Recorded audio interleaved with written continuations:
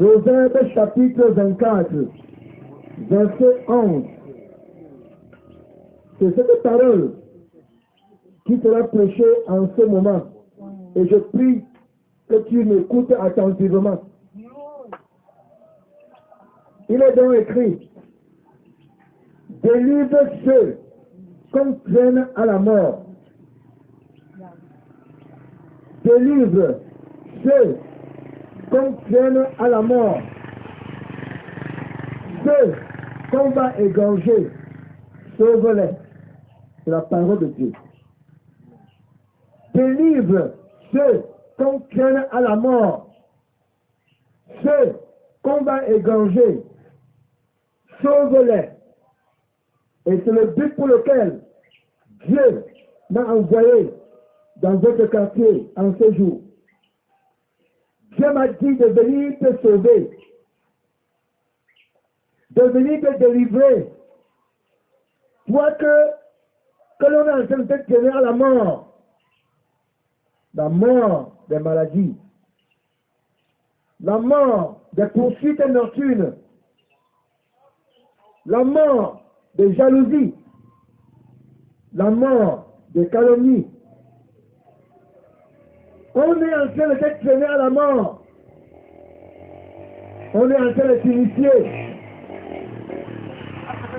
On est en train de t'initier, mais tu ne connais pas. On est en train de te traîner à la mort. Mais Dieu me dit de te dire qu'il m'a envoyé pour te délivrer. Toi qu'on est en train de traîner dans la sorcellerie. Toi qu'on est en train de te traîner dans les couches nocturnes. Si Dieu parle de délivrer, ce qui veut dire que tu es livré. Tu es livré au péché. Tu es livré au péché. Le péché de jalousie, c'est ton partage.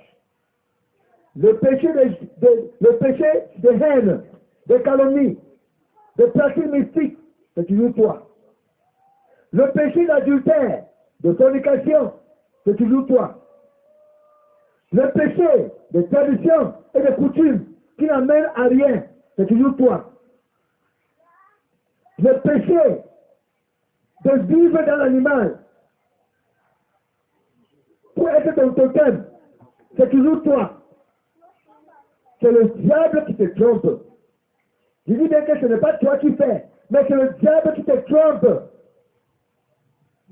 Il est en train de t'entraîner dans un fleuve. Le diable est en train de t'entraîner au bord des marigots. Le diable est en train de t'entraîner dans un endroit sûr où il a préparé pour te tuer. Pour te tuer, pour t'égorger. Mais Dieu me dit de te dire de te sauver. Toi qui es perdu dans ces choses. Je sais que tu me diras que moi je commets la sorcellerie. Tu me diras, est-ce que je n'aime pas mon prochain comme moi-même? Mais Dieu me dit de te dire que tu es dans un filet. Dieu me dit de te dire que ta vie n'est pas bonne. D'ailleurs, tu ne parviens pas à dormir. Tu ne parviens pas à dormir. Dans la nuit, c'est les poursuites nocturnes. C'est les couches de nuit. Dans la nuit, on vient de nourrir mystiquement. Et le matin, tu es déjà plein. Tu es déjà rassasié. Dans la nuit, les marabouts, les tradipraticiens, dans la nuit, les vampires te mangent et reviennent le matin pour te regarder et voir si véritablement ils ont bien croqué la partie qu'ils ont croqué le matin, la nuit. Dieu me dit de te dire que tu es livré. Le diable t'a livré au mensonge. Tu as tout fait, mais tu ne fais que mentir. Le diable t'a livré aux différentes maladies. Toutes les maladies du monde, c'est toi. Tu travailles l'argent, tu ne manges pas. Tu ne fais rien avec. Le diable t'a livré aux dépenses. Le diable t'a livré à la magie. Le diable t'a livré à la sorcellerie. Le diable t'a livré à la vie d'ivrognerie. Tout ce que tu travailles, ce n'est que pour boire. Les fumes de cigarettes, c'est toi. L'ivrognerie, c'est toujours toi. Les drogues, c'est toujours toi. Et le dimanche, tu es le premier à partir à l'église. Pourtant, tu es livré. Tu es livré, tu ne dors pas. Tu fais semblant de dormir, mais tu ne dors pas. Tu fais semblant de rire au milieu des gens, mais tes rires sont flous. Tes rires sont tellement flous. En famille, tu fais semblant d'être en joie. En famille, tu fais semblant d'être en paix. En famille, tu fais semblant de faire comme quelqu'un qui n'a pas besoin d'argent, qui n'a pas de problème. Pourtant, tu as tous les problèmes du monde.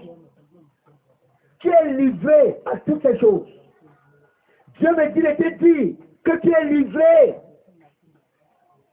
Le diable t'a livré parce qu'il est prêt pour venir t'égorger. Il veut t'égorger. Mais gloire soit rendue à Dieu. Dieu dit dans sa parole qu'il a tant aimé le monde.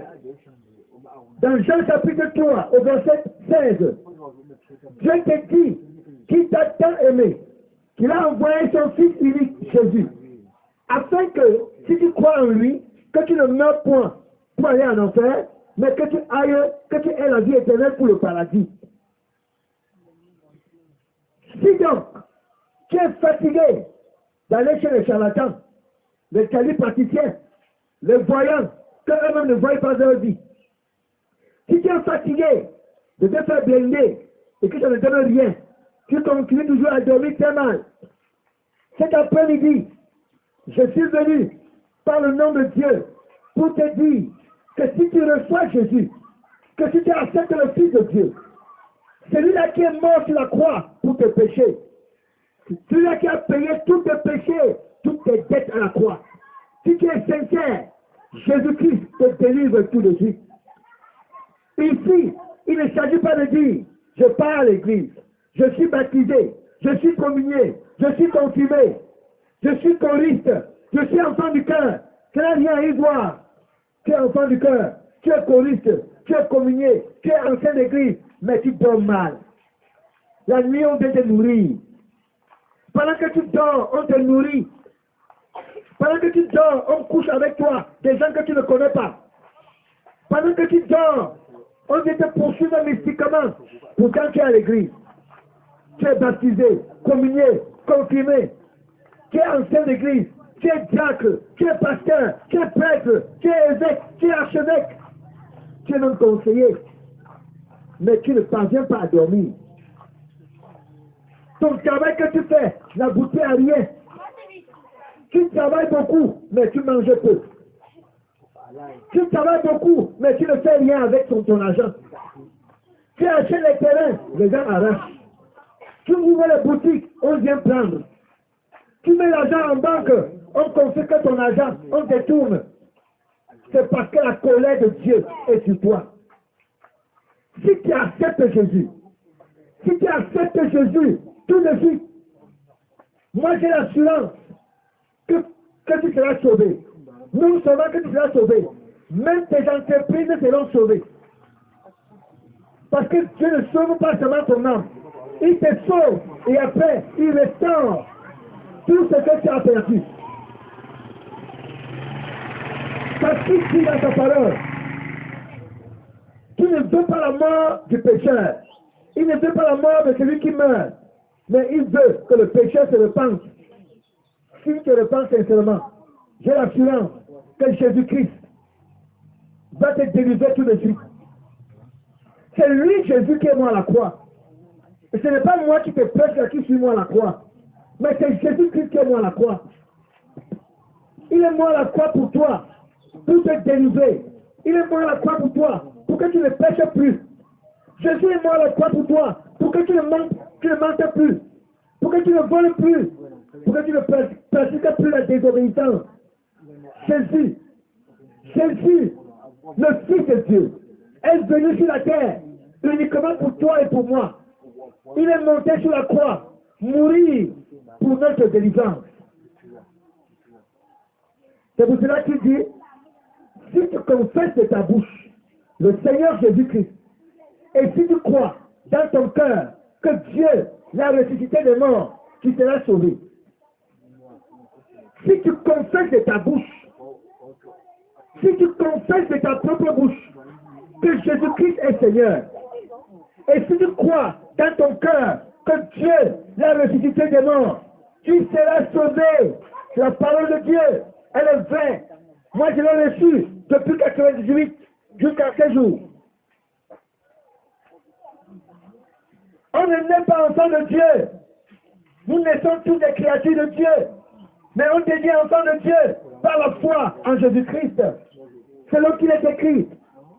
Mais à tous ceux qui l'ont reçu, à ceux qui croient en son nom, elle a donné le pouvoir de devenir enfant de Dieu. Quand tu acceptes Jésus, quand tu le reçois dans ta vie comme ton sauveur personnel, il te dit qu'il te donne le pouvoir de devenir enfant de Dieu. Donc avant tu n'étais pas enfant de Dieu. C'est dès lors que tu le reçois dans ta vie que tu deviens enfant de Dieu. Donc le fait que tu partes à l'église tous les jours, le fait que tu sois baptisé, communié, confirmé, le fait que tu sois choriste, que tu sois prêtre, pasteur et consort, et que tu n'as pas encore reçu Jésus, tu seras surpris au dernier jour. Tu vas te retrouver devant la porte de l'enfer. Pourtant tu étais à l'église, pourtant tu étais baptisé, communié, confirmé, pourtant tu te bien à l'église, mais tu n'as même pas encore signé ton alliance, ton engagement avec Jésus. Ta vie commence là où Jésus est connu. Si Jésus n'est pas encore connu dans ta vie, c'est que tout ce que tu fais là, c'est zéro. Si tu n'as pas encore reçu Jésus, tous les exploits que tu fais là, c'est zéro. Cet après-midi, le Seigneur m'a orienté spécialement ici dans notre quartier, dont je ne connais même pas. Mais il m'a dit, tu commences ici, prêche ici. Donne-leur ce message de Proverbe 24, verset 11. Délivre ceux qu'on traîne à la mort. Qui sont ceux qu'on traîne à la mort? Mais qui vous traînent à la mort? C'est les sorciers, c'est les charlatans, c'est les mauvais conseillers, c'est les télépraticiens, c'est les mauvais frères et les mauvaises sœurs de la famille. Ceux qui ne veulent pas ton bien, ils sont en train de te traîner à la mort. Ceux qui refusent que tu acceptes Jésus. Ceux qui refusent que tu marches comme Jésus demande. Ceux qui préfèrent la tradition à la place de ton salut. Qui préfèrent la tradition à la place de Jésus-Christ. Ce sont tes ennemis. Ce sont ceux qui te traînent à la mort. Mais Dieu m'a envoyé te dire que si tu crois, que si tu acceptes Jésus, si tu le reçois dans ta vie comme ton sauveur personnel, il me dit de te dire que tu seras délivré. Tu ne seras plus égorgé. On ne te tuera plus. Le vampire ne te verra plus. Les serpents ici ne te verront plus. La sorcellerie ne te verra plus. Et si tu as compris, tu peux élever ta voix et dire que Seigneur, je viens d'écouter ton message. Actuellement, si, sans discuter, sans réfléchir, je te reçois dans ma vie, dans mon cœur, comme mon sauveur personnel. Jésus, entre dans mon cœur et change ma vie. Si tu invites Jésus dans ta vie, je dis bien que si tu invites Jésus dans ton cœur, à partir d'aujourd'hui, ta vie ne sera plus la même. Non seulement tu seras sauvé, tu seras transformé, tu dormiras aussi bien. Merci Jésus. Merci de m'avoir orienté dans ce quartier. Merci pour le message qui a été prêché. Ma prière pour eux est que tu les délivres. Ma prière pour eux est que tu touches leur cœur. Ma prière pour eux est que tu renouvelles leur esprit. Ma prière pour eux est que tu touches leur esprit afin qu'ils croient. Afin qu'eux tous croient. Jésus, c'est toi qui m'as envoyé dans ce quartier. Jésus, je te prie de les sauver eux tous. De ne laisser personne. Sauve-les eux tous. Merci mon Dieu de m'avoir écouté. Merci mon Dieu de m'avoir exaucé. Au nom de Jésus, j'ai ainsi prié. Amen.